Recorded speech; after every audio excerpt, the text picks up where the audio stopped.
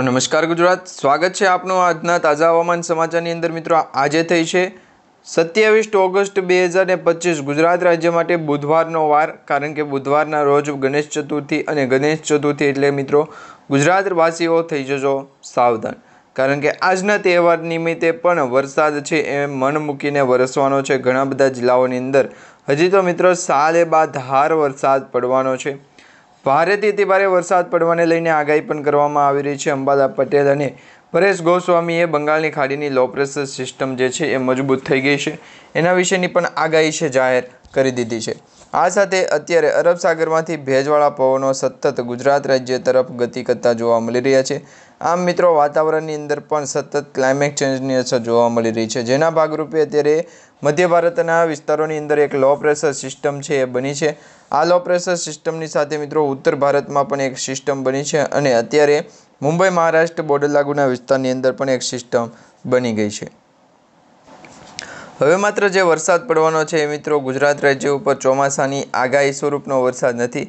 August મહિનો અને September મહિનાને વચ્ચેના જે દિવસો છે, જેમાં 20 ઓગસ્ટથી લઈ અને અત્યારે આપણે આગાહી મેળવવાના છે કે ગુજરાત રાજ્યમાં 31 ઓગસ્ટ વચ્ચે ગુજરાત રાજ્યનું વાતાવરણ કેવું રહેશે, તેમજ હજી પણ ગુજરાત ઉપર વરસાદની જે સિસ્ટમ છે એ મંદ પડી નથી, કારણ કે નબળી પડતી સિસ્ટમો ગુજરાતને વધારે વરસાદની અસર છે દર્શાવતી હોય છે।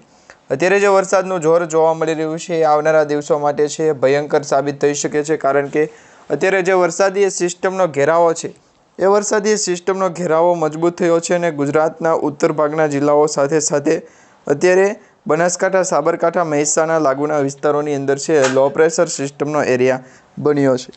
આ લો પ્રેશર એરિયા છે એ મજબૂત થતાની સાથે અરબ સાગરના દરિયાકાંઠાની અંદરથી જે ભેજવાળા પવનો હતા એ પણ હવે ગુજરાત તરફ આગળ આવતા જોવા મળી રહ્યા છે। એટલે કે ગુજરાત ઉપર અત્યારે વરસાદની 3 સિસ્ટમ છે એ તમે અહીંયા સ્ક્રીન ઉપર જોઈ શકો છો।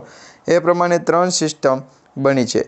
આ ત્રણેય સિસ્ટમ મિત્રો ભારતના ઉત્તર પૂર્વ અને મધ્ય ભારત તરફથી આવતી સિસ્ટમો છે, જેના કારણે અત્યારે વરસાદની જે સિસ્ટમ આગળ વધી હતી એ વરસાદના ઘેરાવાને કારણે પણ ગુજરાત ઉપર અત્યારે ચોક્કસપણે છે ચોમાસાની સ્થિતિ મજબૂત છે એ પડી હતી, પરંતુ આ સ્થિતિ હવે પછી ગુજરાતને ધમરોળતી જોવા મળશે, કારણ કે કચ્છ લાગુના વિસ્તારની અંદર અત્યારે છે એક સિસ્ટમ આવી પહોંચે જે રાજસ્થાન અને મિત્રો જોધપુર લાગુના વિસ્તારમાંથી આવશે। એક સિસ્ટમ મિત્રો મધ્ય ભારત તરફથી આવશે જે નાગપુર છે સાથે હૈદરાબાદ અને વિશાખાપટ્ટનમ સુધીની જે સિસ્ટમ પહોંચી હતી એ ગુજરાત અસર પહોંચાડતી જોવા મળશે। અને એક સિસ્ટમ છે મિત્રો ચક્રવાત સ્વરૂપે બંગાળની ખાડીની અંદર અત્યારે ઉત્પન્ન થઈ રહી છે। આ બંગાળની ખાડીની અંદર જે લો પ્રેશર સિસ્ટમનો એરિયા બન્યો છે એ લો પ્રેશરવાળી સિસ્ટમ હવે વેલમાર્કની અંદર પરિવર્તિત થાય અને ત્યાર પછી એ વરસાદી સિસ્ટમનો જોર વધે એ પ્રકારની આગાહી છે અવારનવાર કરવામાં આવતી હોય છે। પરંતુ આ વખતે ઓગસ્ટ મહિનાના અંતિમ દિવસોમાં જે વાવાઝોડા સમાન અસર છે જોવા મળવાની છે એ વરસાદની સ્થિતિને પણ ટક્કર આપતી ગુજરાત હવામાન વિભાગ દ્વારા છે એ આગાહી કરી દેવામાં આવી છે। એટલે કે વાતાવરણની અંદર પણ ક્લાઇમેટ ચેન્જની અસર સાથે હવામાન વિભાગનું જે વિભાજન છે, જેના કારણે ગુજરાતથી ખૂબ જ દૂર મજબૂત થતી જે સિસ્ટમનો ઘેરાવો છે એ પણ ગુજરાતને અડીને આ વરસાદી સિસ્ટમ છે એ પહોંચતી જોવા મળી રહી છે।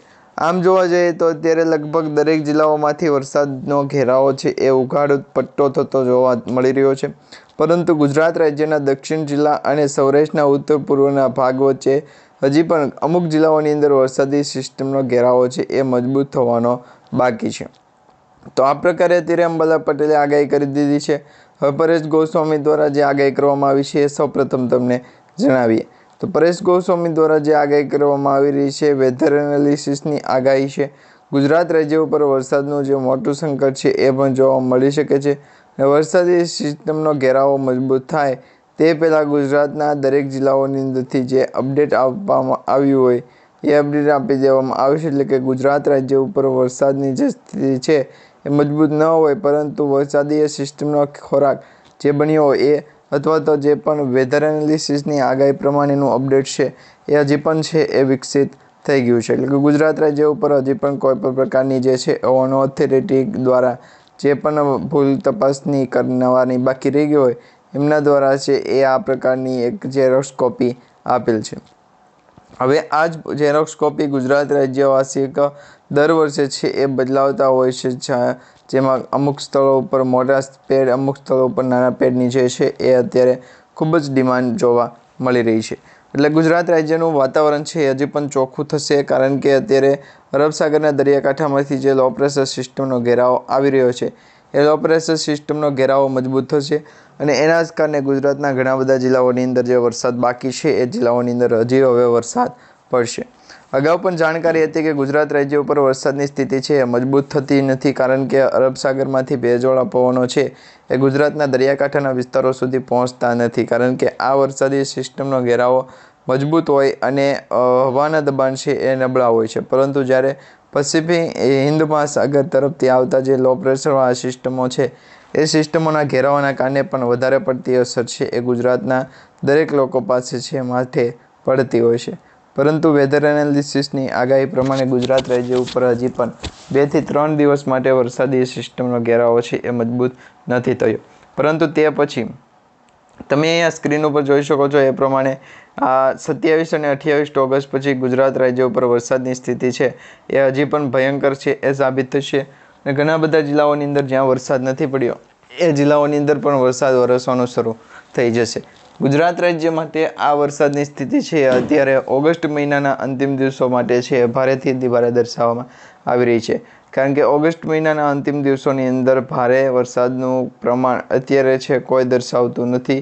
પરંતુ વેધર એનાલિસિસની આગાહી હશે ગુજરાત રાજ્ય ઉપર વરસાદનું જોર વધતું જોવા મળી રહ્યું છે તો એ પણ આપણે ચોક્કસપણે જોઈશું. પરંતુ અત્યારે ગુજરાત રાજ્ય ઉપર વરસાદની સ્થિતિ છે એ નબળી ન પડી અને વરસાદની સ્થિતિ નબળી પડે તો જે પણ અપડેટ ગુજરાત રાજ્ય માટે જોવું જોઈએ એ ગુજરાત રાજ્યનું વાતાવરણ છે એ જોતું નથી. તો વેધર એનાલિસિસની એક્સપર્ટ ગાયિકા દ્વારા જે અપડેટ આપવામાં આવ્યું હોય ત્યારે પણ માહિતી છે ખૂબ સરસ આપી હોય છે. પરંતુ અત્યારે વરસાદની જે સિસ્ટમ છે એ ઘેરાવાના ગુજરાતના દરિયાકાંઠાના વિસ્તારોને છે મોટા પ્રમાણમાં અસર પહોંચાડી શકે છે, કારણ કે અરબ સાગરમાંથી જે લો પ્રેશર સિસ્ટમ બની અને આગળ આવી એ હવે મધ્યમ ભાગ તરફ છે ગુજરાતના દરિયાકાંઠાના વિસ્તારોથી મધ્ય ભાગના જે જિલ્લાઓ છે એ જિલ્લાઓ વચ્ચે વરસાદનું જે ઓછા મજૂરી ટર્નઓવર હાલતું હોય એવી જગ્યાએ આપવું પડે. ગુજરાત ઉપર અત્યારે વરસાદની સ્થિતિ તો મજબૂત થઈ ગઈ છે. આ સાથે દિલ્હીમાં ઘણા દિવસો સુધી વરસાદ ચાલુ રહે છે.